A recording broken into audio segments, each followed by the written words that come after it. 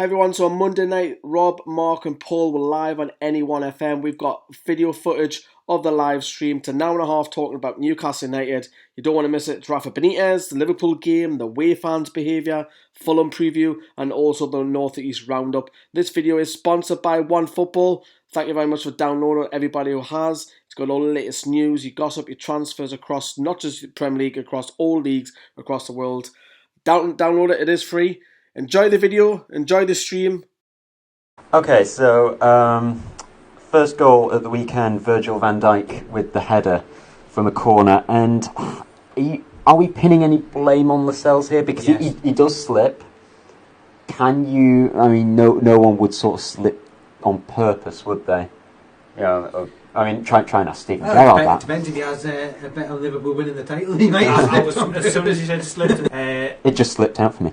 Yeah, that's put Sorry. Yes, the night is young as well. I mean, personally speaking, I mean, Jamal Lascelles has been fantastic. He's been a great signing for us. You've got to remember for and everything, but he did not cover himself in any glory whatsoever. During that game at all.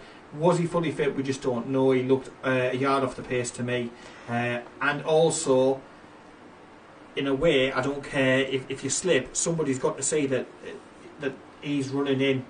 And to be honest, one of my little girls, they could have knocked that goal in. It was that simple and that straightforward. And that's what probably hurts more now as we look back at the match, in the fact of we gave them it. It was delivered on a plate. I mean, it was apologetic. There was nothing that Dubravka could do. But surely, when that slip comes in, somebody's got to be busting the gun doing a bit more. But Jamal Lascelles, he would hold his hands up and say that was totally and utterly my fault. It was my man. I slipped.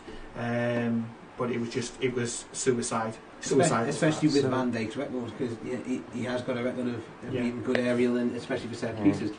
So great goal scoring defender. Yeah. So a few minutes later, we managed to get back in the game, courtesy of Christian Atsu via some sort of miracle. It was a moment of craziness. Can I call an assist by Alexander-Arnold? Yeah. So if you haven't seen it, I'm pretty sure you could well have. So Richie plays it across goal. I think it's an attempted shot, and Rondon diverts it on target, only to be handled right on the line by Alexander-Arnold. It just falls kindly to Atsu, and he puts the ball in the net for his first goal since December 2017. That came against West Ham on the 23rd of December in a 3-2 win. So, yep. And $1 million question coming up. If that goal had not been scored by Atsu, Alexander-Arnold would have most likely, going by the rules of the game, been sent off, and we'd have had a penalty. There's no guarantee of scoring from that. But rules of the game say if the goal was scored, which indeed it was, he would only be given a yellow card. What would you prefer given the choice? The rules need looking at. Me and Mark have had this conversation, we've had this argument. Anyone again who follows the channel will know that Lee on the channel, he was quoting the FIFA rulebook, and me and Mark were saying yes, but common sense has to come into it and all. To me, it adds salt into the wound, because he goes up and he's involved in setting the other goals and stuff up, but he's deliberately handballed, and to me it doesn't matter whether we score or not. He should have been sent off. At that time, but he denied a goal. Yeah. So it should be pulled back, and he should have been sent off. And I'm going to be honest, it's one of those hard things, because if you actually look at the influence that he had in the game after that, would it not have been better to maybe take the penalty? Not with our record, mind you, but any other team you'd have took the penalty and had him sent off because of how crucial he is with the way that they play, and the fact that he's like a second winger in terms of the balls that he can get in. Yeah, if you saw, I mean, the assist that they get from fullback is absolutely obscene. But if you saw the interview that he did with Sky after the game, he was absolutely grinning like a Cheshire cat. He didn't even get a yellow card or anything for it. To me, again, it comes back to that word I started the shop with. It's gamesmanship. He knew what he was doing. Totally knew what he was doing. He had to do it. Yeah. And I think any other time you would be expecting a red card. If we scored and they'd had the play sent off, you can't have any qualms. And you think of some of the crazy decisions. Think about the Burton and stuff like that when we were in the Championship. some of the crazy decisions that we get where the referees just don't seem to know the rules, and then for once you're sitting there thinking a red card and the goal, please. But no luck. It wasn't to be. VAR coming in. Such a huge. Well, impact VAR on the wouldn't game. have changed that. Well, no, but it, like you say, the rules need looking at, and perhaps VAR. Yes, it does take a while, but at least you're going to get the right decision going by the rule book. It just gives the officials an opportunity to just go, well, hold on. What does the rules say in this? I've said before, and I've looked into it as well. I mean, it's worked to Newcastle this season over 10 points. We would be better off if VAR had been in, because some of the decisions that we've got, and I think for next season, it's going to be worth to clubs like Newcastle, outside of the so-called Big Six, it is going to be worth quite a few wins, goals, because you know yourself, you do not. I mean, look at that Manchester United one when we were away. You do not get these big decisions in these key minutes in these key games. You just don't get them. And if you had them 10 points on, where it would put us in the league, and you think of the prize money, and you add that prize money above a few seasons, you got to think that could be another player. It could have been the difference between staying up and staying down. Well, if you look at that, and I'm sure the likes of I was just going to say Warnock as well. The big calls, and the thing is that with the refs, the professional refs, they're trained and they're paid, but some of the stuff that they miss is absolutely shocking. And we'll get on obviously to the gamesmanship at the end of the game and the Richie tackling stuff. But if you can't see that, then you need to get to Specsavers, never mind VAR, because to be honest, Mr. Magoo up in level 70, even he saw that.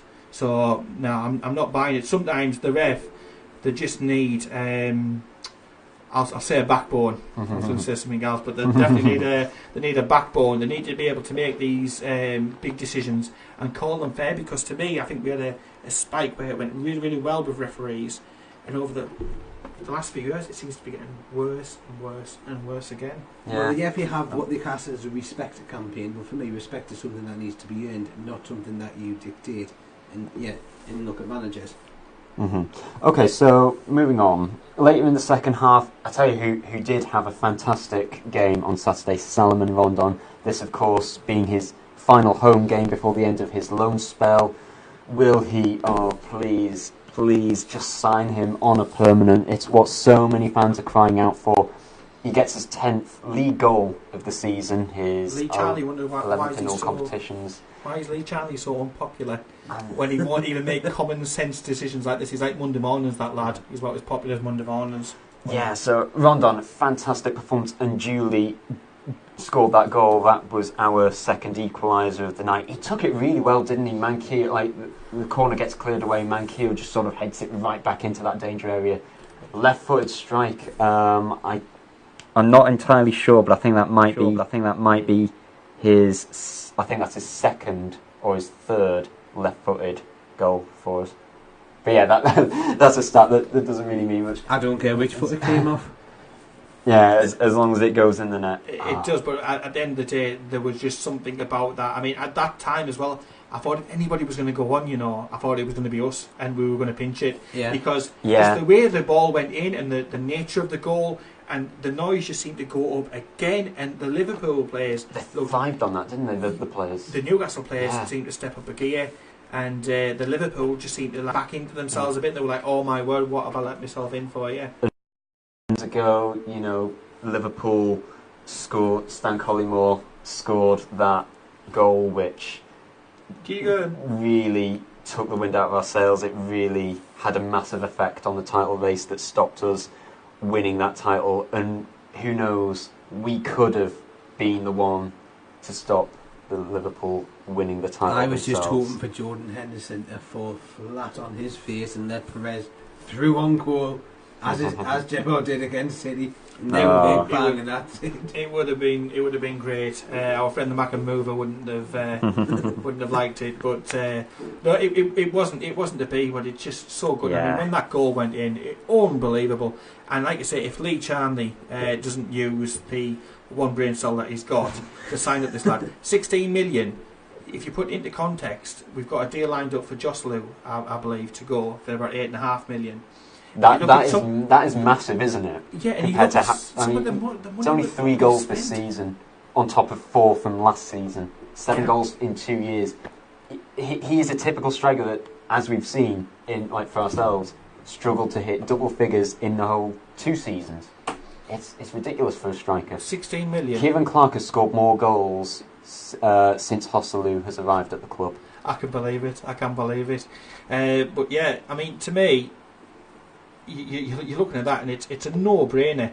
Rondon's come in, and he's hit the ground running. He suits our system absolutely perfectly. He works ferociously. The link-up play with Almiron and Perez, obviously when Almiron's fit, is fantastic. Like I said, 16 million when somebody's willing to pay 8.5 for a Joselu. When you look at some of the money that's getting, banded around, what we spent on the likes of Albert Luque, etc., it is nothing. It is peanuts. I would implore Lee Charnley. It is the most easiest thing to do. It should be just like making his cup of coffee, phoning West Brom and making the deal. They've got Gale, we've got Rondon. He has done decent deals before. Surely this should be a no-brainer.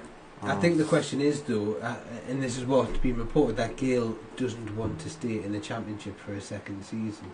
Who knows, West Brom could be getting promotion via the Championship playoffs. Thank you, gents. So coming up later in the show, we'll be talking about retrospective diving, the whole discussion there after the dives at the weekend from Fabinho and Nacho Monreal, and also the fan unrest at the weekend, considering the number of arrests. That's coming up later on. Every game, every goal, we've got it covered on NE1 FM Sports Zone. This is NE1 FM. And so, welcome back to the Football Fan Zone. Hope you're having a good evening. We are here in our new studio. And so, on our next discussion topic, retrospective diving. It was a move that was brought in at the start of last season, because, it was such a going problem, wasn't it? And it has still been going on, except not many players have been getting, banned for it. And it's especially the big clubs, especially I remember last season, Bernardo Silva against Burnley got away with it. And it just feels like, so say for example, Mark, he's right next to me, and I'm just sort of tugging at his, and he didn't fall down. So it just seems to be absolutely no contact, but not even a speck of dust. Whereas just a pinch on the sleeve, valid enough contact. Yeah, which it doesn't make any sense, does it? You're either going to do the rule or you're not going to do the rule. Exactly. And you saw, was it the Leeds player? Was it Bamford? Yes, Patrick Bamford. He got obviously into retrospective trouble for what happened at during that match. He got sent off for that. And when there was absolutely nothing rescinded. I think so. Yeah. Yeah. So they are looking at some, but it's a bit like financial fair play. Sometimes they seem to do it, sometimes they don't. I'm hoping with the introduction of VAR that it will eliminate the need for this sort of thing, because ultimately it needs to stop. It's gamesmanship, but another word for gamesmanship is cheating, and I don't like to see it. And like I said, that's what left a foul taste in my mouth, and that's why I've sort of gone from I wouldn't mind if Liverpool won after all these years to no, actually you're not going to cheat your way to anything, because it's not how you should be doing it. Well, really, that you're going to stop it is by awarding things that so we'll take for example Shaw against Brighton. He got fouled and he didn't go down. Now, as a referee, you should have seen the contact there and went, right, he hasn't went down, but I'm still going to pull it back and I'm going to award the penalty. That's how you stop it. If you start awarding things when players aren't going down, then they don't feel the need that they have to go down. Because a lot of it go down because they're going and saying, well, hang on, it's the only way I'm going to get a penalty. Yeah. It's the quality of the refereeing again, isn't it? At the end of the day, what we've said all along is the quality isn't there. If you can't see, like I say, Mr. Magoo in level 7 could see that for me that shouldn't have been a free kick. There wasn't enough contact for a bloke of that size. Well, if Mr. Magoo can see it, then the lino and the referee who's there should be able to see that and use common sense. Well, even Graham Souness said, how on earth has the linesman seen that and give it as a free kick? Yeah. Although I have heard rumours that Tom Daly's coaching Liverpool at the minute. Either that.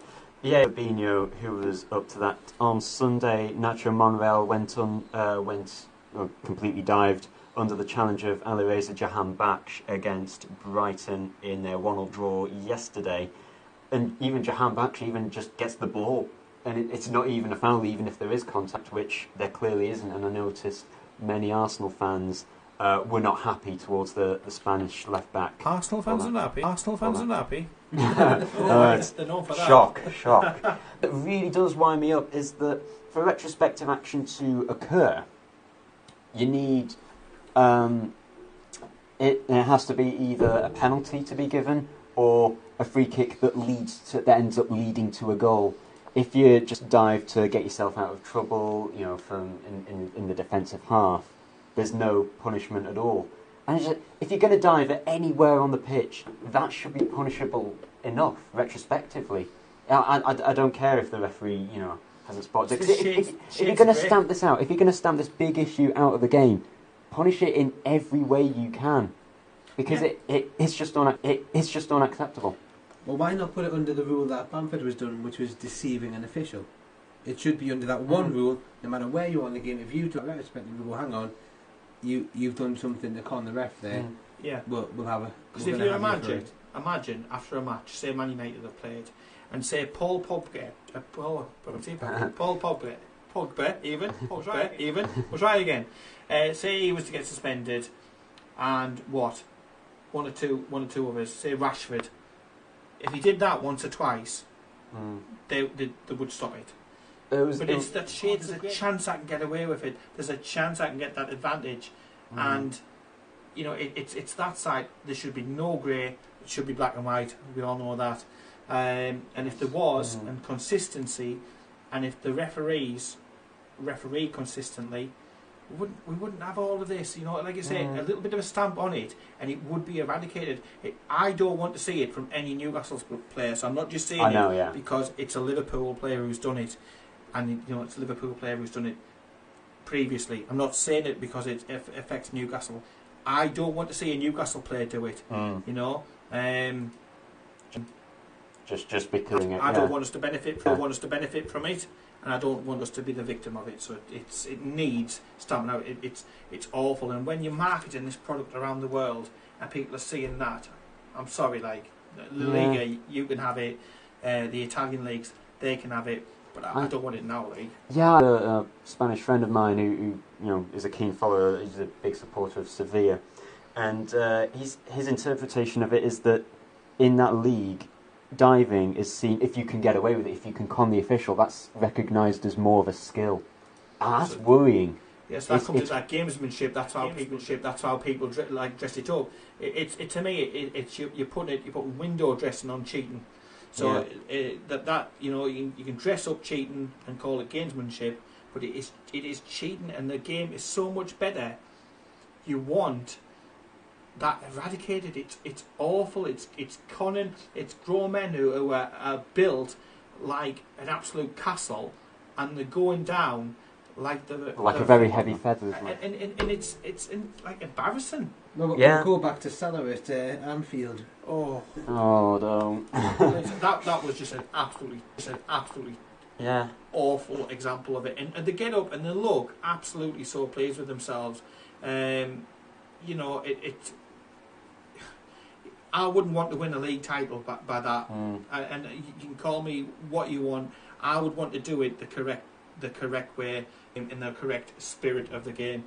And that's not in the spirit of the game at all. I do actually think Newcastle probably do that a lot more than the other teams, and you don't really see a Newcastle player go down, probably because they need to be in the attacking half to go down anyway. But like I said, even if we look at Shaw, he could have down there and went, you know what, I'm going to try and get the penalty. He didn't. He went there and he went, you know what, I'm going to try and continue. He had that honesty. And I think that's what it needs to be about. Is it any wonder that teams like us and Burnley are hardly given penalties over the course of a season, whereas you tend to see one every time, when Man City are playing at the Etihad? I mean, Old Trafford in the Alex Ferguson days, no opponent was ever given a penalty, and every time it always seemed like Man United were always given a penalty. It always seems like big clubs get away with it. They find some loophole just for being a big club. And so VAR will be brought in next season, and of course with that you get a compulsory penalty check. When a penalty is given, you pause for a moment just to make sure that it is a penalty, which in a way I'm pleased with, because you see how many penalties nowadays are given when they shouldn't be. The only thing which I would like with that is I'd like to see the pictures put on the screens in the ground so the fans can see. There's a rule about that though, Mark. Yeah. That they can't. Yeah. Because it can cause trouble in the grounds. What I would They did do say that in though, the FA Cup. In the FA Cup semi-finals, they did do that, and they actually showed. So I think if that's they at a find neutral venue though.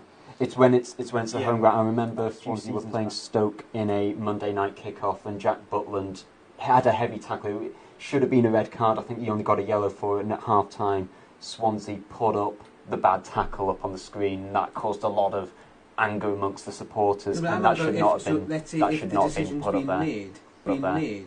So when VAR comes in and they've made the decision, why not show that to say, well, hang on, this is the reason why the decision was made. Oh, like it's in cricket. Yeah, so they can turn around and go, this is what we've shown you, this is why we've changed our mind. Because then You don't get a screen. You don't get a screen at every stadium. I mean, for St James's Park, I mean that screen can only be seen by certain parts Well, I of the could see, so ground. I'm not bothered. Where there's not really I big would say screens. most- Selhurst Park, there isn't a big I screen. think a lot of the LED advertising boards could be used for VAR checks and being displayed and stuff. But I think if they're getting into trying to put clips up on screens, it's going to add to the time. It needs to be quick. Yeah. I'm quite looking forward to like the event. What- And yeah. it adds to the drama. Yeah, like the first VAR check and seeing James is But good. it's like Whatever decision is going to It's be made, quick. it's going to be the right one at the end of the day. Yeah. So you don't really need a fan input Well, see, at the that- time. It's still... It's an again, interpretation. It's not going to be 100% because it is an interpretation by a match official again. as long as it's But not by the- Ding, we'll be fine. Other refs are available. And Tell your so, friend. moving on to our next topic of discussion. There was a lot of Mark. I'm going to bring you in on this. There was a lot of amongst fans, and as we understand it, there were many Liverpool fans at the weekend's game in the Newcastle United section of the crowd. Tell us a bit more of what you know about that. Yeah, well, I think we all expected it. Oh, yeah. Yeah, with it being a potential title game, and then obviously when you look at the fact that the warnings that had been sent out by the club. So there were pockets of them, like one or two dotted around the Gallagher in the East End, everywhere like that. But then you're seeing 200 or 300 in one group in like the Platinum Club and the Vamba and the Hospitality.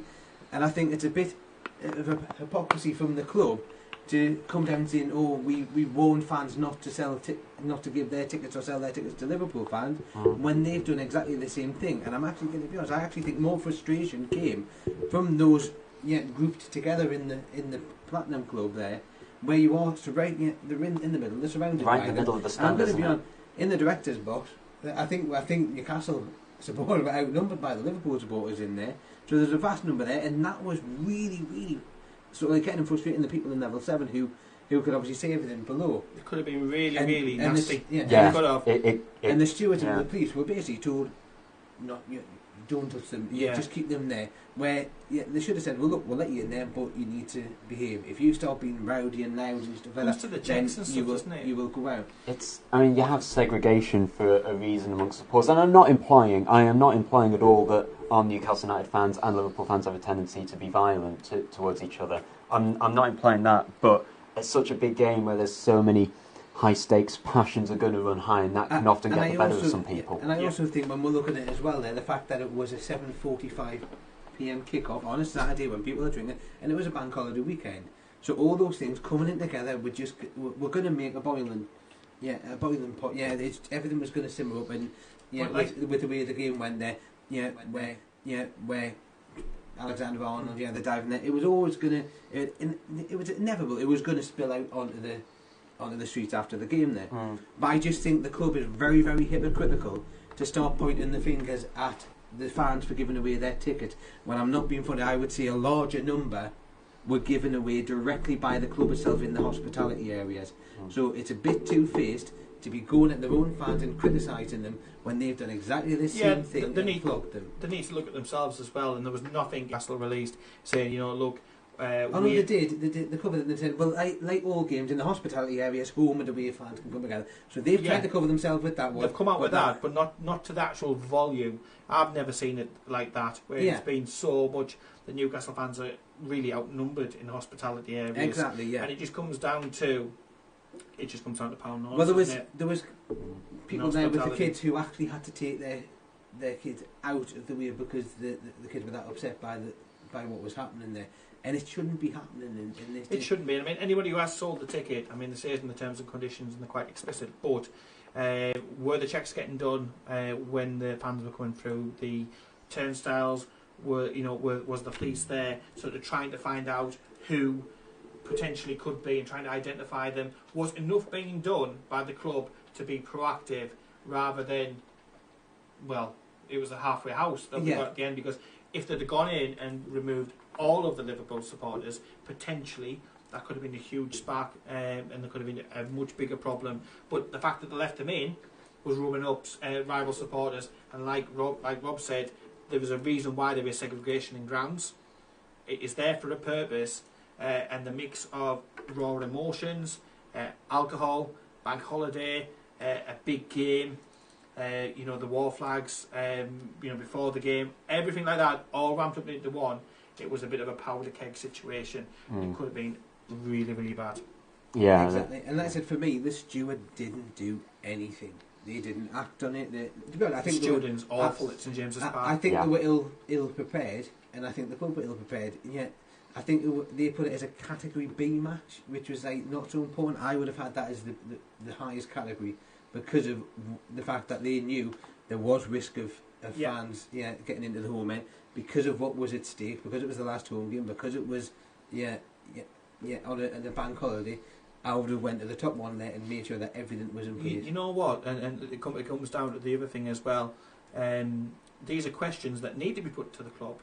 Of course, if we ever had a fans forum, we would be maybe able to address this and learn lessons. But obviously, as it goes on and we don't have these options to do the likes of the fans forum, will we ever learn? Well, another thing which I'm going to pick up is there was reports of a Liverpool fan with a knife in there, and I'm going to be honest.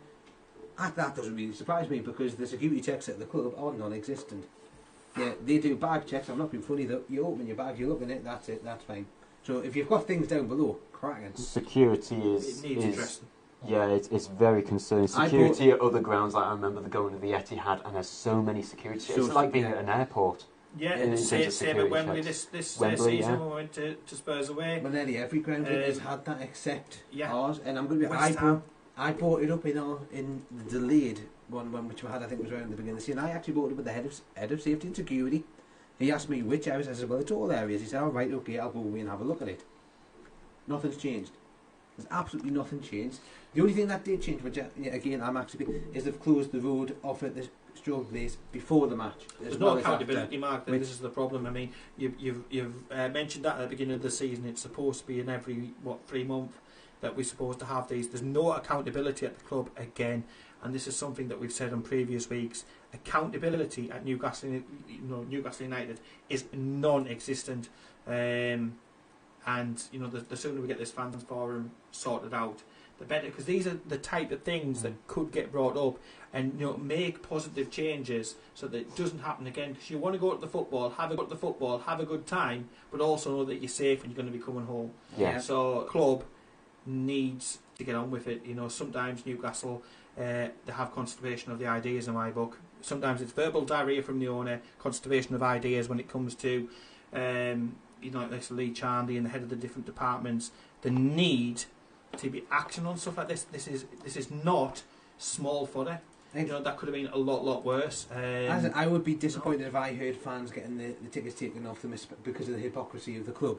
What I will say is I do think that those fans who did give away the tickets, and to be honest, it's quite tempting because you don't know how much money. Someone offered you £700 for a £30 ticket. You could be tempted, but you've got to see that Newcastle fans have to have a long look at that, because as people have mentioned it, that could have been Rafa's last game, and could still be Rafa's last game at St James's Park. And you've given that up for a little bit of money.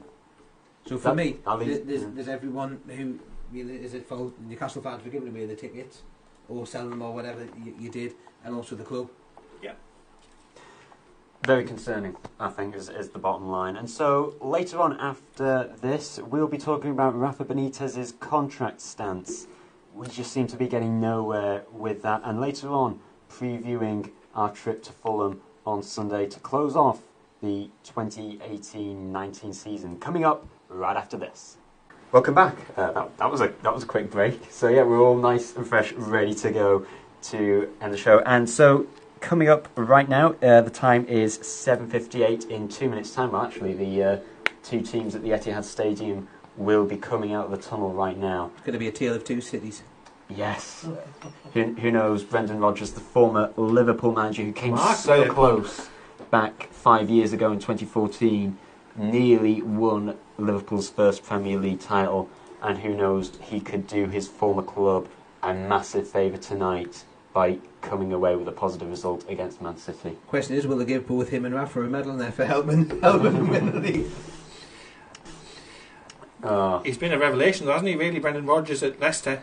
You look at how they're playing now compared to what they're in, and you look at the possession stats. I mean, they were playing 20-30% possession, and now against Arsenal, they're really bossing possession, playing that two-touch football, getting around, moving it.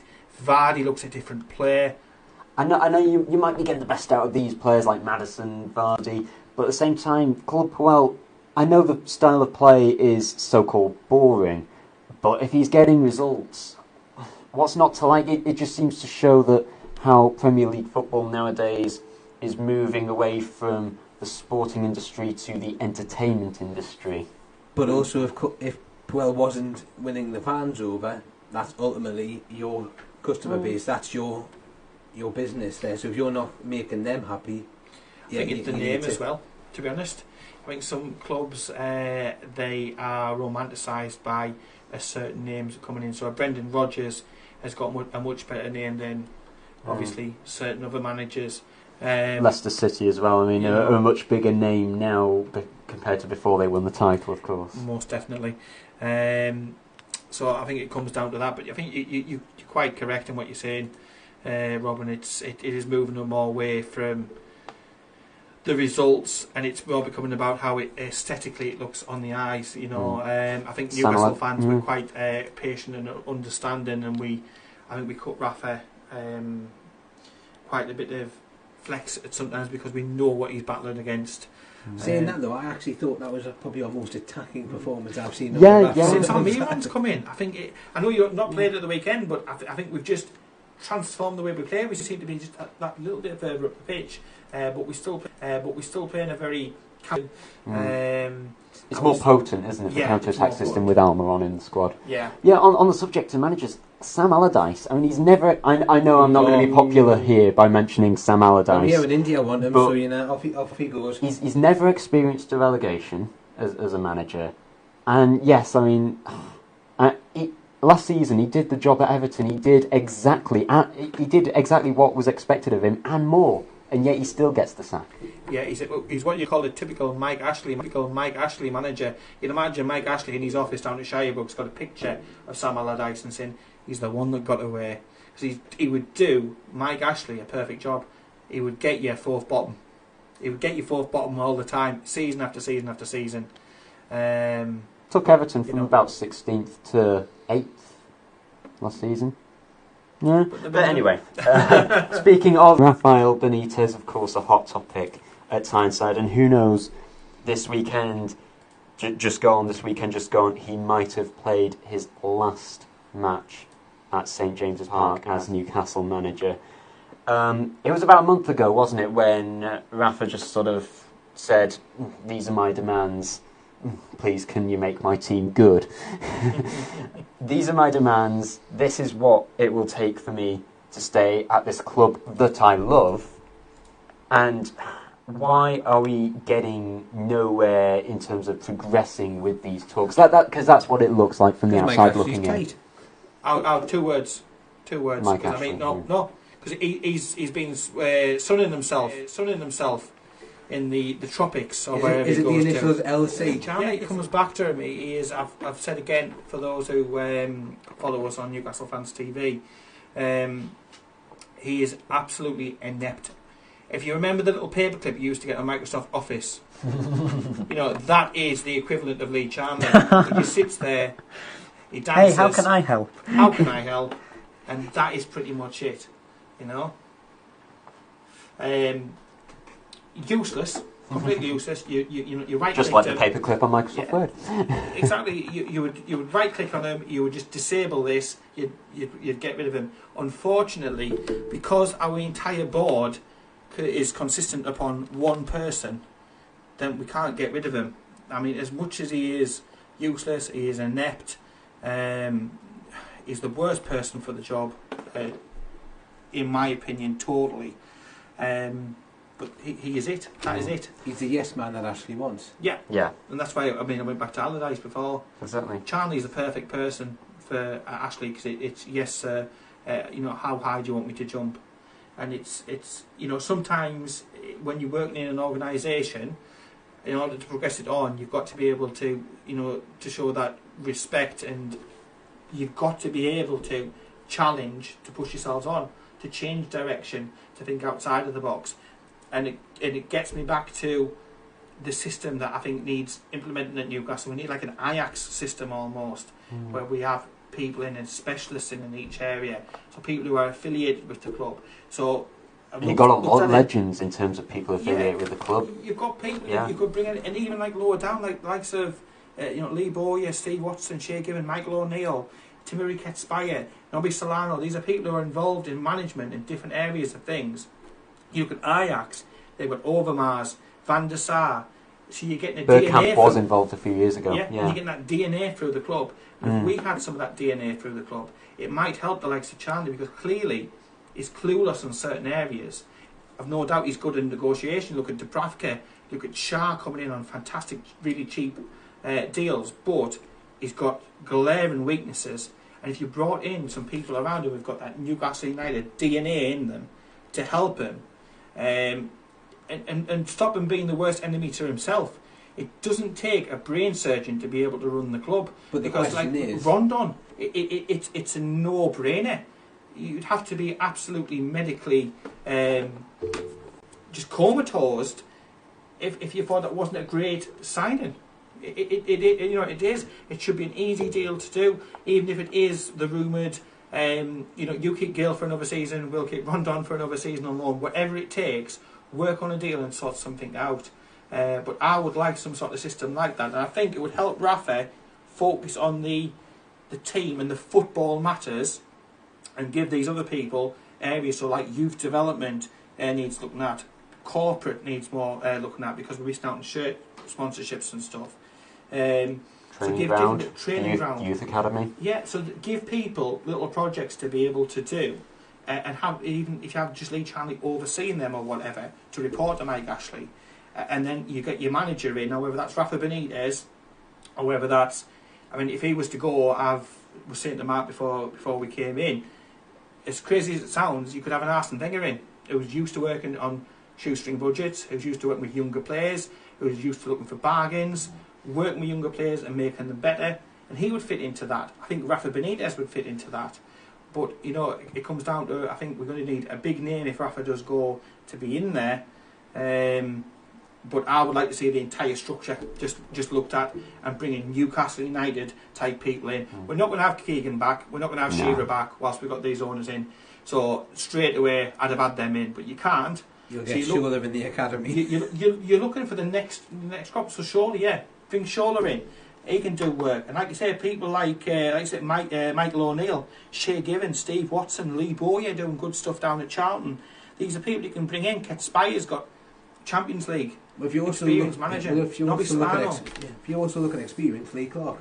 Yeah. Bring Lee Clark in and have him overseeing the academy or the development squad. Well, look at the under 23s have done great this season, but you look at the next tier below, and they've had a shocking season. That really needs to be addressed, because that needs to be the lifeblood. We need to be able to get players and extract players like your Longstaffs out of this system. So I think if actually used his common sense and put in a decent structure, he'd make it easy for himself as well. We don't want him about. We don't want his money, even though he said about his 20 million and stuff. Just put in the structure and make common sense decisions. Knowing Lee Charnley and how much he loves loan deals, he'll probably try and get Rafa Benitez on a loan. That would not surprise me. That wouldn't surprise me. But unfortunately for us as Newcastle fans, especially this season, we've had to put up with Rafa Benitez's critics and also Mike Ashley sympathisers. I mean, mainly Richard Keys, Andy Gray, Rio Ferdinand. There are a number of others. Funnily enough, aren't they with the Keith Bishop agency, Bishop's Associates? So there's something in common there, isn't there? So I mean, you look at Rafa's record since signing that 3-year contract 3 years ago. We won the Championship. We came 10th in the Premier League. We're going to come around 12th, 13th area in this season's Premier League after failing to win our first 10 games. I believe that's the first team since Derby County in the year 2000 to stay up after not winning any of our first 10 league matches. So you've got to think that if our club, this is a message to the Mike Ashley sympathisers out there, if we had an owner who cared about the club, loved the club inside and out, as well as, Rafa Benitez and how he's transformed the club, why doesn't the board act immediately to extend that contract, knowing what he can do? I mean, we sound like a broken record when we say, give him a bit more money to spend in the transfer market, imagine what he can do. Before that, you need to get him on a new contract, because he's just going to walk out, isn't he? See, I've said this, and I think it's going to probably come more down to this when they're not making decisions. But I think, wouldn't it be the best place for all to say, right, let's agree a 12-month contract, but with an automatic extension for, let's say, 3 years built into it. But that's on the basis of the fact that he gets the money for the transfers. He gets that changes to the academy. So there's certain stipulations that once that's being hit, that triggers. Once that's hit, it triggers. So there's triggers in there. Because I think that might be the only way. Because I don't think Rafa's going to get everything that he wants. I don't think he expects it. I think he went in going, do you know what, I'm going to aim high. No, it's going to drop down there. Because I don't think he's that stupid to realise that he's not going to get everything. It's Ashley's history, isn't it? The lies that he's said. I mean, cast your mind back to Christmas time, and we were due to be sold, possibly before Christmas, and you think about, I want to invest £20 million, a season. Time and time again, every time Ashley's mouth moves, lies come out. Yeah. So I think what it comes down to is the contract has to be so ironclad that is what's going to take the time. But all the time that Charlie is divvying about, other managing positions is coming up left, right, and centre.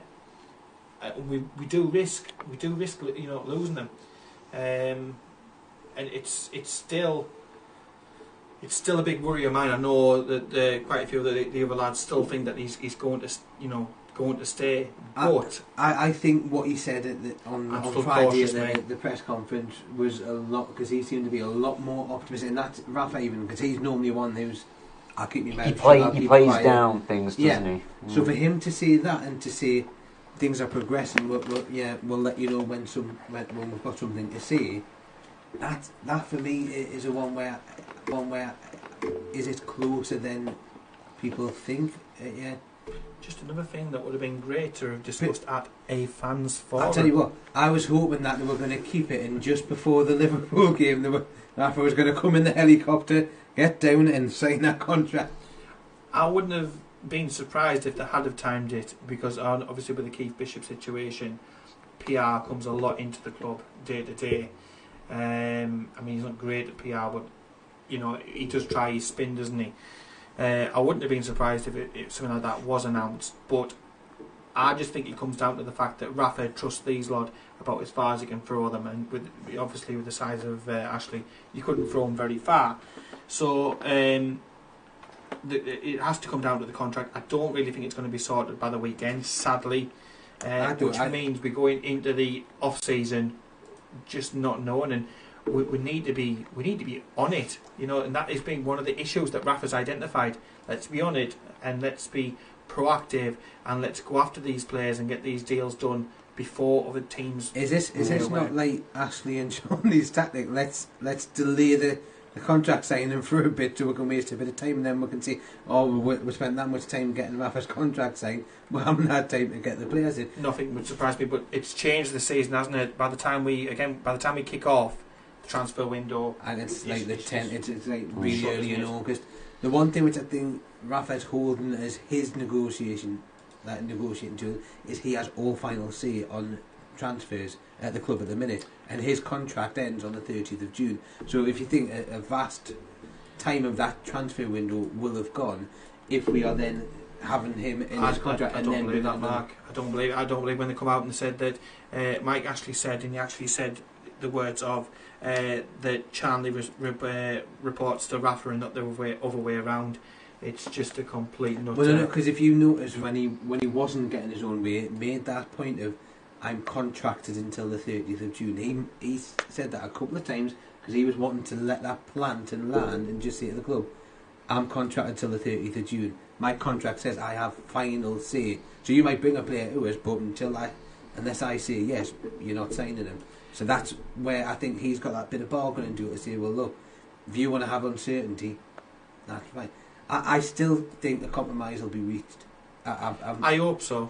I think it's gone too far down the line for the not to be. I think he wants to stay, so I think he he'll does. Yeah, I think he wants find to a stay, compromise. Yeah. And I think as a businessman, I think Ashley will want him to stay because Ashley will sit there and go. Is that what he is it? Well, businessman. So called. Well, if you want to call him that, but if you're looking at Newcastle as a business, you want to keep your best asset. You want to keep your asset in your because that's what values the business, and your asset is Rafa Benitez. Because how you look at the fact that when we look at Perez, how he's got him improved in terms of the time that he's been there. Rondon has scored in double figures for the first time in the Premier League. That you've got to put Rafa down there. Isaac Hayden coming from being a player who wanted out of the team to be a first team regular. Shaw is Shaw Longstaff development. Exactly. Lascelles is developed there. So everyone's Paul Dummett again. He's developed. All the players are developed. Think about what will happen if he goes. Think about what will happen. Lascelles will go. Rondon will go. It will be carnage. It'll all fall apart. It's almost like if you take a brick out of a building or a low-bearing wall. Yeah. Rafa's the low-bearing wall. If you take him out, the whole system's just going to fall over. Or Alan Pardew. Yeah, exactly. That sort of leads on nicely to the next question. It's another $1 million question. What sort of manager would we be looking at if the unthinkable does happen and Rafa does leave? Because let's face facts, we're not going to get anyone near the calibre or the reputation that Rafa has got. I mean, I've heard earlier Arsene Wenger. I can't see that happening. It was said in the some of the local press and the things that we keep our eyes on that an agent approached the club on behalf of Arsene Wenger asking about potential budgets and how the club would be looking to operate aspirationally. I think he would be a good fit. I think he's somebody who needs that drug of football. I think he would fit into the system and he might appease the fans a little bit. But wanting Arsene Wenger, expecting Joe Kinnear or Alan Pardew. Alan Pardew's available, isn't he? And that's the nightmare that I would have every night. I would like Eddie Howe. It's not going to happen though, is it? Well, we're not asking. If Eddie Howe's going to leave Bournemouth, it's going to be for a top 6 side. Right, but then he might still look at Newcastle and go, well, realistically, Newcastle are, if you look at the name, are a bigger club. Now he might sit there and go, actually, I might be able to do things different. I might be able to get things out of the academy. Because I'm not being funny, he's got a Bournemouth team which, realistically, when you look at it, Dan Gosling, he's getting him to perform, and I'm not being funny, he's quite limited. Especially when he's Callum Wilson and Josh King are good strikers. I reckon. He's got some good players. But you're looking at it and I'm thinking, I would say he's probably one that I would look at and go, do you know what, I would take him. I would still see it as a car crash. If he came in, can you imagine it? I think it's too much of a risk from his point of view because I think if you look at the two squads, I think they're on a par with each other, cancel each other out, and he's a legend at Bournemouth. He's very much loved there. Would he? It takes a lot of time to be accepted in this, isn't it as well? Where are Newcastle going places? The answer is, unfortunately, as much as it pains me to say, no, we're not going anywhere fast. What about Slavisa Jokanovic? Well, we've heard that name, haven't we, before? Championship manager. Well, no, he did. Well, he's actually. I know he did well last year with Fulham getting them promoted, but if you just think about it, they only reached the playoffs courtesy of an excellent run of form in the second half of the season. That's all they had. Yeah. I mean, at Christmas last season, they were in mid-table. It was only because of that excellent second half of the season. Yeah, but if you look at their squad, was their squad really up to the standard where you think that they probably should have got promoted? Yeah, you look at that as well. Had some good players. Decent players, Stephen but Young, not Kenny, in terms of the squad. But you look at names, yeah, we'll probably end up with Neil Warnock. Nothing would surprise you with Ashley in charge. You've got to expect the unexpected, because I mean, on the plus side though, side of it, post and pre-match interviews with him will be an absolute corker, won't it? Can you imagine it? But you're looking at that, but then you look at it over, in the, what about Jose? Would he? Because there's still something in my mind where at some point I think he would come and manage Newcastle. It's going to take a long time though, because he loved the club courtesy of Sir Bobby Robson, and you know, in his relationship with Sir Bobby Robson that we saw in the Sir Bobby Robson documentary, that was beautiful. And he's always been complimentary when he's been coming to play Newcastle. He's always at the Sir Bobby Robson Stadium. Bobby's home. Yeah, Bobby's home. Yeah, he's always called it Bobby's home. Yeah, I mean, but to be honest, even Mourinho, as much as he would love the club, he likes the signings as well, doesn't he? He likes spending money. Arsene Wenger is a much more Mike Ashley from where the two up. Mike Ashley could work a lot more easier with Arsene than he could with Jose, because Jose would say, we've lost a couple in a row, I need a £75 million player, I need a £50 million player, and he plays it a bit like football manager. It would be fantastic. Again, we come back to that name, and that you look for the name, don't you? But like I said before, I would like to see an overhaul of the entire setup at Newcastle United, bringing in Newcastle United DNA into the club, and making the system right the way through from the unders through to the reserve team, up to the main team, all the same way, all the same style. Well, that's what Wenger did with the Newcastle United people in it. That's what I would like. I want Rafa at the head of that, but if I wasn't going to get Rafa, and I'm looking for somebody to fit in to the Mike Ashley cheap as chips approach, I'd probably go for Arsene Wenger if I could lure him up here. Well, Wenger, when he had the club, when he was at Arsenal, all the youth teams playing the same tactic. So if anything happened and a young lad came through, he could slot into the first team without having that's where. Yeah, I am going to put a name again, which you towards the beginning of the season when these rumours were coming around, shot him down. But I think Brendan Rodgers would have been a really good fit at Newcastle, because I think you could have made improvements. He's done well at Leicester, and it still is 0-0 at the way, I believe it. Oh, okay, yeah. Yes, I was about to check. But you look at that. There's so many names that we could look at there. Yeah. And I'm not giving up. Yeah, could we do any worse than Gareth Southgate?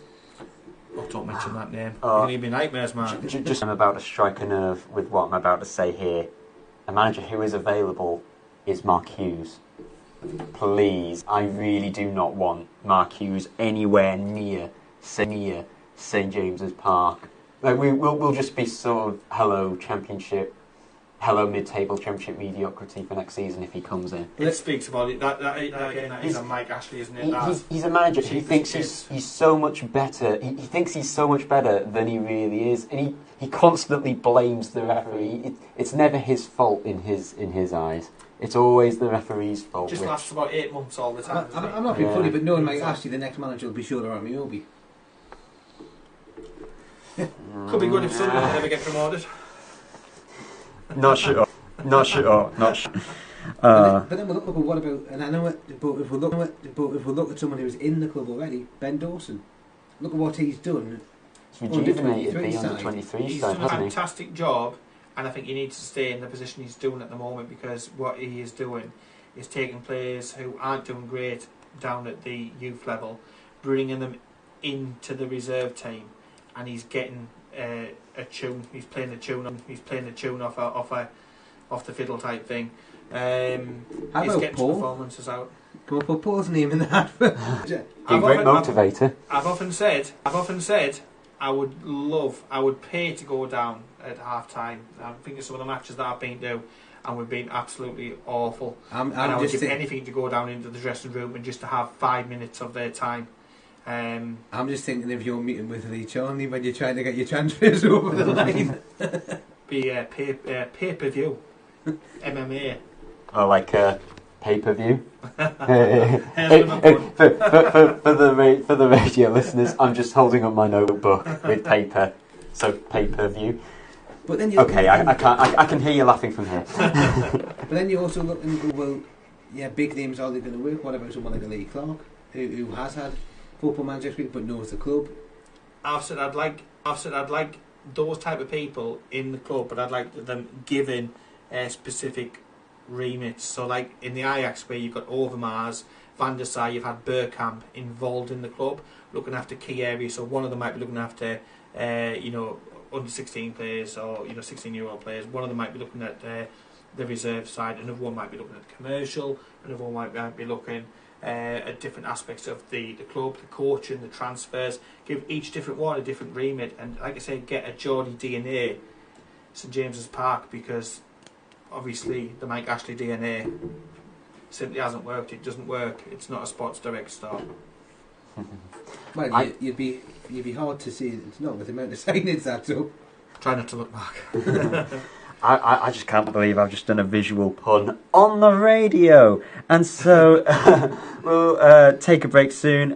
Just as a little bit of a development, it is currently Manchester City 0, Leicester City 0 at the Etihad. 22 minutes have gone going into tonight. Liverpool fans will be happy with that score. Manchester City are 2 points behind Liverpool, so if Manchester City fail to win tonight, then it's in Liverpool's hands as we go into the final day.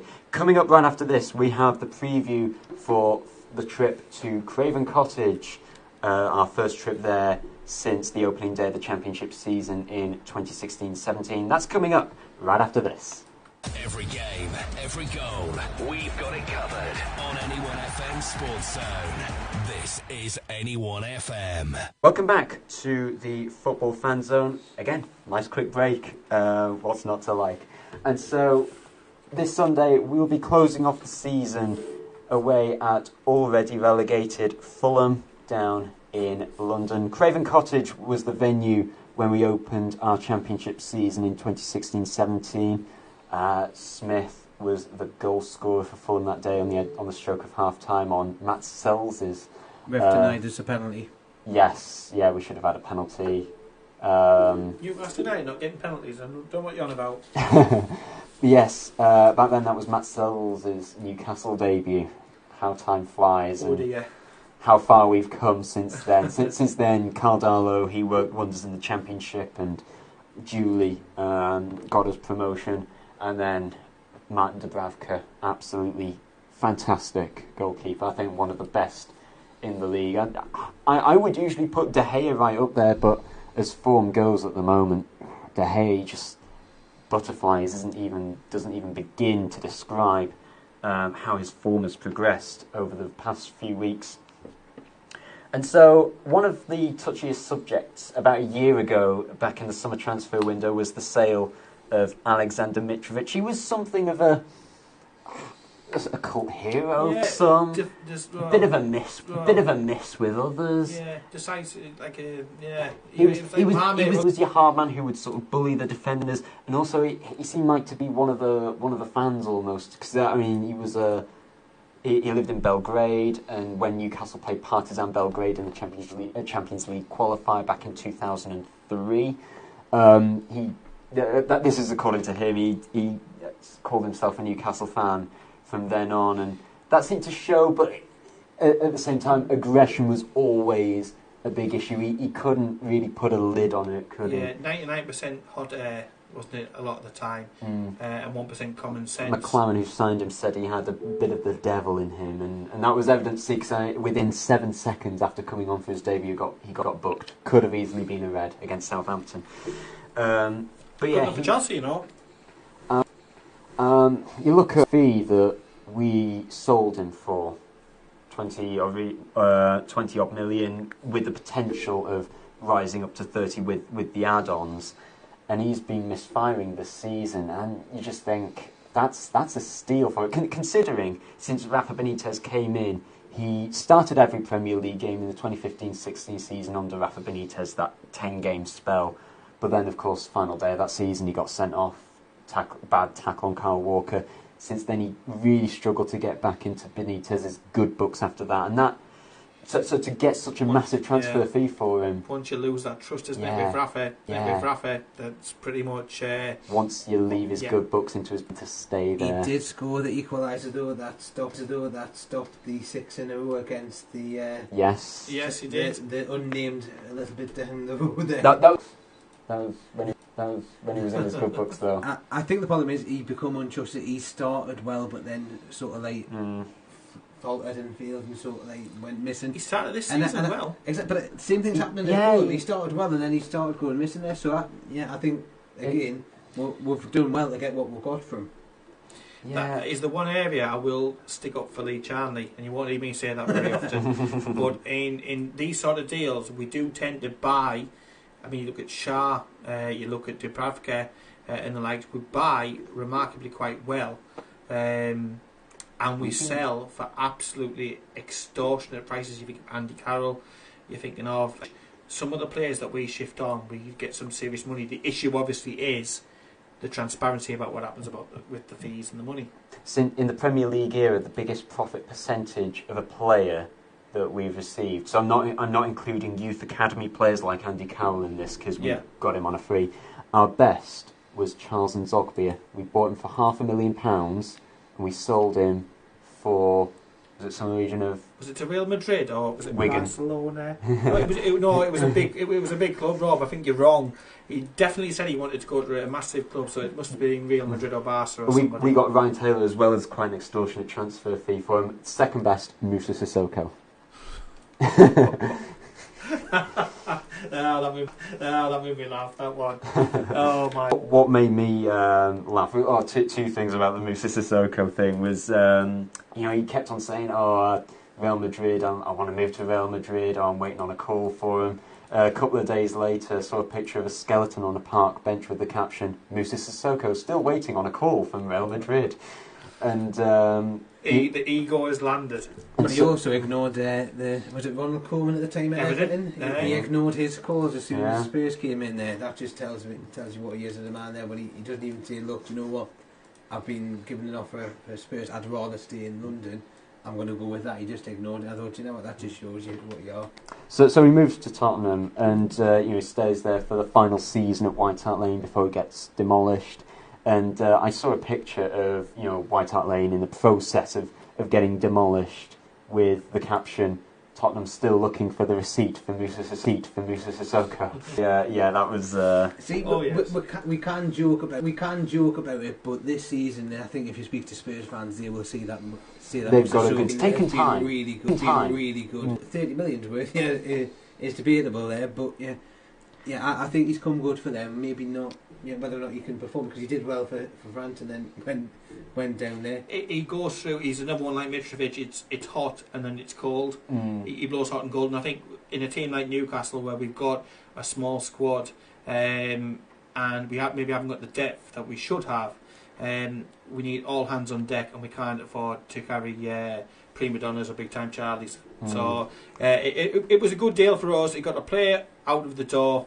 And we got Rondon, who's your similar bullish sort of character. Yeah.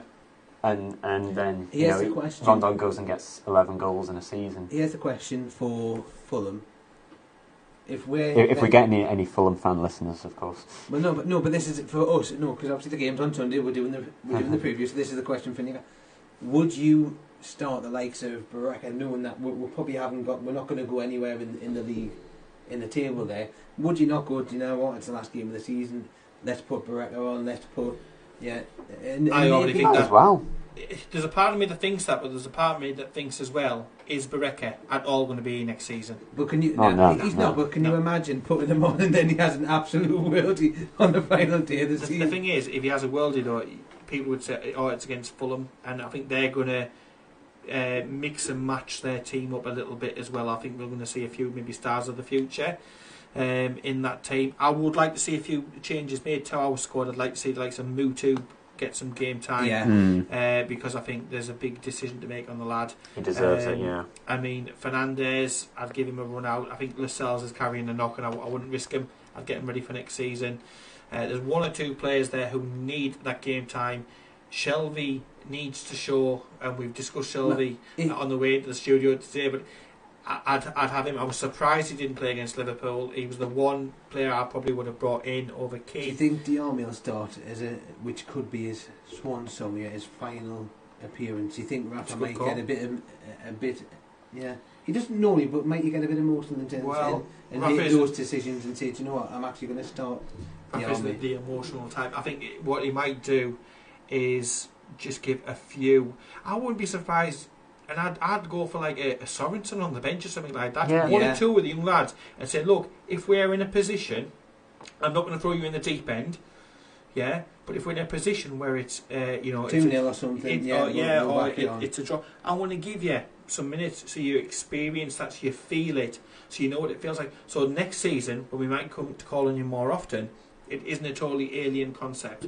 And I think it's a bit of a reward for the lad for what he's done, and he's not the only one, because we've got a few who've done really, really well. Matty Longstaff's done well since just maybe give 2 or 3 on the bench and give them, if it allows it, a little bit of that, because like you said, what have we got? We're not going to go up much, we're not going to go down much. I'm sure Mike Ashley's sitting there counting the pennies and saying, we're not going to get we're not going to get top off, and we're not going to get relegated. So in a way, let's mix and match it up. Let's see Mutu, let's put a couple of the kids on the bench. Let's give the likes of Fernandez, who's waited patiently, a game. Let's give Lascelles a bit of an early rest, because they're going to be flying all over the place come pre-season, over to China or wherever they're going to. So give them a little bit extra of a break, a little bit extra of a breather. There's nothing much on it. Bring some of these other players in, and who knows? Mutu could have a fantastic game, and that gives Rafa food for thought, if Rafa is the one that's going to be staying, of course. But it's all about food for thought. It's all about, from now on, preparation for next season, because we can't afford to do another 10 game without a win. I'll tell you what I'm looking forward to. Challenge Annika wouldn't like that. I'll tell you what I'm looking forward to is the flotilla of boats that are set to go down the Thames with full of Geordies. It's going to be a sight to see, isn't it? It sure is. The Geordie Armada. So we'll cast our minds back to the start of the season, and one of the big criticisms that Rafa faced from many Newcastle fans is, why sell Mitrovic? And I think this season it took its time, granted, but it shows that Rafa was right all along. Yeah. And speaking, so I think it just goes to show that we have the better deal with Rondon. And I remember a couple of years ago when us and Fulham were in the Championship. Tom Kearney, a key player for Fulham, back then Fulham put a £20 million price tag on the midfielder, and you look at our central midfielders. Shelvey, he's probably out the door. I like he's been a bargain for a free transfer. Sean Longstaff, he's developing really nicely. He is the future. So the question isn't always sort of, will you still take Kearney? But it's just more like, what do you think Fulham will ask for him in the summer should he leave? He's just signed a new contract, hasn't he? And he's come out with the old things, same a bit like Mitrovic has been saying about staying there a long time and wanting to retire and stuff like that. Like many players say that and never eventually mean it. Yeah, exactly. So I think everybody has got the price, haven't they? And I think they're going to be taking a massive drop next season in revenue, and they may be tempted if we get a large offer, but I don't see us making that offer, sadly. He's a good player, he's talented, I think he'd fit into the Rafa system. 10 million maybe, 20 million no chance. I've already said I would like the likes of, I think, a bit of a bargain. Yeah, the lad from Huddersfield, Drinkwater from Chelsea. I mean, they've got so many players. I know they've got this transfer ban hanging over them, Rob, but to me, somebody like Drinkwater would be fantastic. You're moving Diarmi on. Shelvey's probably going to be going to somewhere like West Ham for decent money. Why not use it and bring in somebody like Drinkwater, who's good, young, bags full of potential, somebody who likes a Rafa can really improve, and imagine It's not really a young man anymore.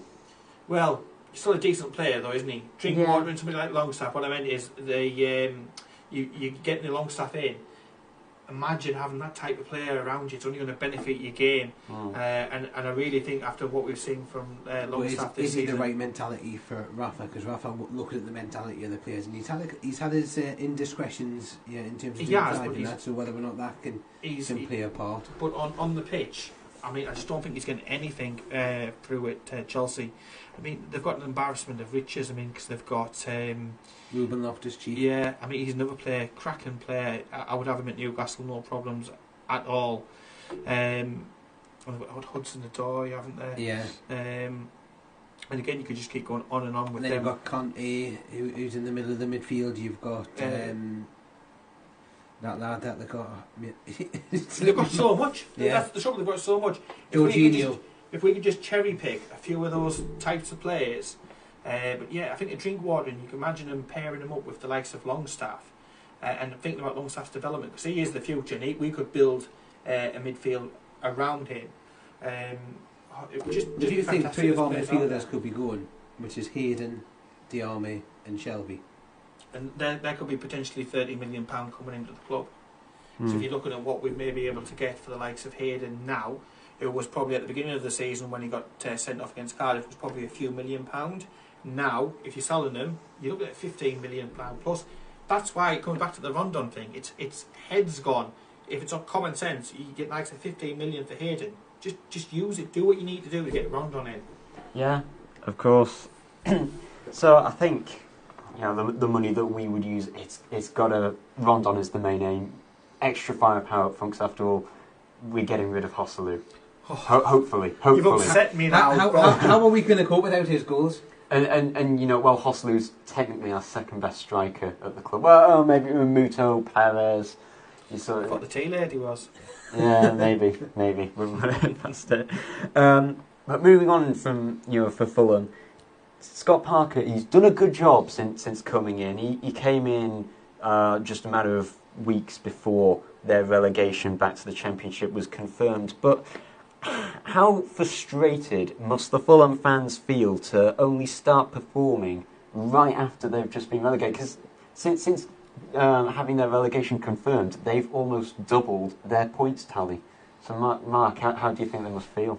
But if you also look at it, is it not that the pressure's off? Relegation's been confirmed. Pressure's off, maybe preparing for next season. Yeah, so they haven't got that hanging over them, so they've been able to have a bit of freedom. But they never you look at Newcastle though, and we'll go back to the Spurs game.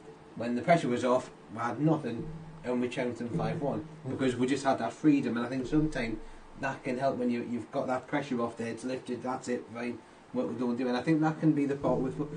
Yeah. You look at it's a season though. It's one season. I mean, next season will it's a cliche, isn't it? New season, new team. Everyone's on a level playing field. 0 points. Well, Scott Parker's doing well, but would you trust him with Fulham in the Championship? Because the Championship is a very unforgiving league. It is, and he will be given money, no doubt about it. The owners are extremely rich, so their pockets will be deep. They may sell cash. It's the same owners that brought in the Michael Jackson statue, isn't it? It's they own the Jaguars, don't they? No, it wasn't.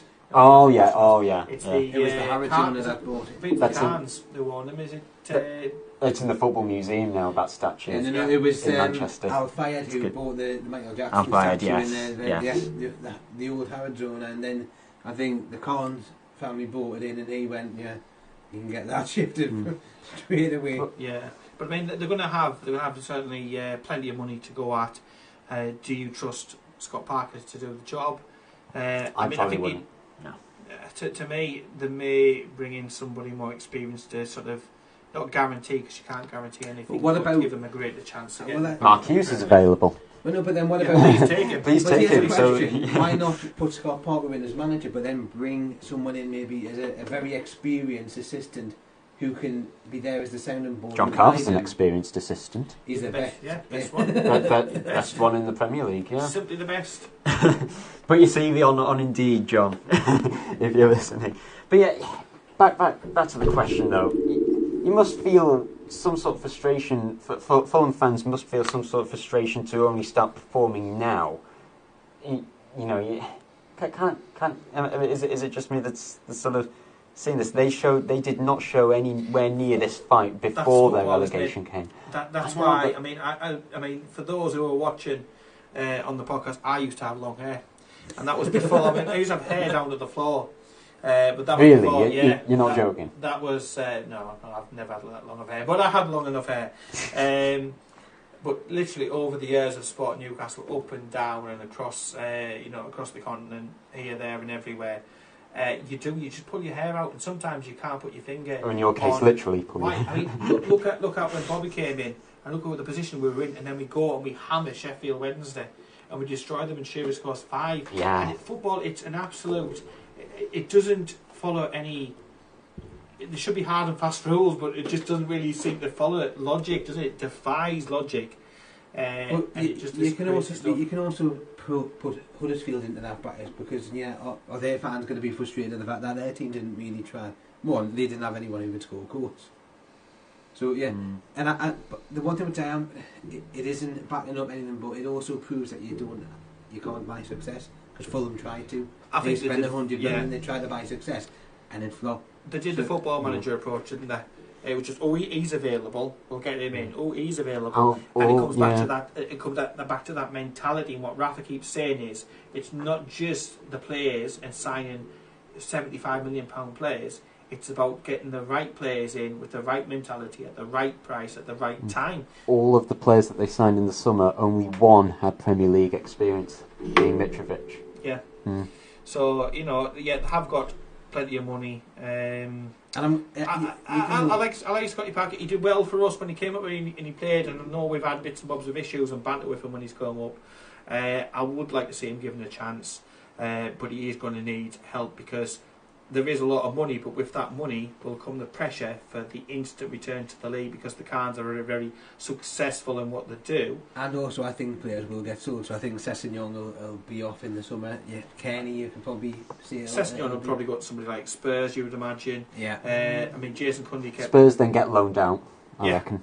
Jason Cundy was singing about Mitrovic and how he thought that he would go for, to a big club, no problem whatsoever. So, there again, those two players go on. What are you talking about, lads? 50, 60 million? On top of... It's enough to get straight back up, isn't it? Yeah, I mean, at the end of the day as well, the Fulham supporters, they have got hope. They know that there's money there and know that there's a desire from the owners to be bigger than what they are. So, I think they'll stick with it. I think the attendances will drop down like they normally do for a club like Fulham. But I would expect them to go back. With that ground, there's not really that many in there. Yeah, it's a bit tin pot, isn't it? They need a new stadium, to be honest. I know they've done things and they've sort of tarted and dressed it up a little bit, haven't they? But it's not the best of stadiums. I mean, we've been to some absolute shockers this season, following Newcastle. But yeah, Woodison Park, and I have said that correctly. Burnley with the tent. Burnley's tent. Premier League money, and we've got the garden tent outside. So, yeah, we've been to some awful grounds this season. But, Fulham, I think, will be back. No doubt about that. Okay, and just before we go to our final break of the evening, latest from the Etihad Stadium. After 45 plus 2 minutes, it is still goalless. Leicester are frustrating the citizens on... I was about to say Tyneside there. How stupid was that? So after 45 plus 2 minutes, it is still goalless on the stroke of half time. Manchester City 0, Leicester City 0. As it stands, Liverpool still top of the table. Coming up after this, our final part of the show will be rounding up the North East teams after Middlesbrough and Sunderland have been in action this week. And Spennymoor Town will be in the Vanarama National League North playoff final. Every game, every goal, we've got it covered on NE1 FM Sports Zone. This is NE1 FM. Welcome back to the Football Fan Zone. This is a final part of the show before we come off the air in about 10 minutes' time. We'll be rounding up the North East. So first of all, in the Championship, we'll touch upon Middlesbrough. It was the final day of the season in the Championship, barring the playoffs. Middlesbrough just missed out on the playoffs. They were in the playoffs for a while yesterday. They took the lead early on against Rotherham, and Derby were failing to win in their game. However, 2 fairly late goals from Derby secured their place in the final playoff position that remained, and that came at the expense of Middlesbrough and Bristol City. We have talked about this on past shows recently, but from our point of view, it is a shame because, I mean, it shows that if Borough were to get promoted, that would have been our shortest away trip next season. And it's not just that as well, it's the region. Will be the only team in the entire region to be in the top flight. It's a little bit sad, and it's a little bit sorry state of affairs that it is that. I mean, Sunderland look a million miles away. Middlesbrough, they're having the inquest after the end of the season with Steve Gibson, I would be shocked if Tony Pulis was still manager next season. Yeah, he's not got the fans on side. On side. Another pun. He's not popular with the fans with the style of play, and it's not got them the requisite results needed for promotion.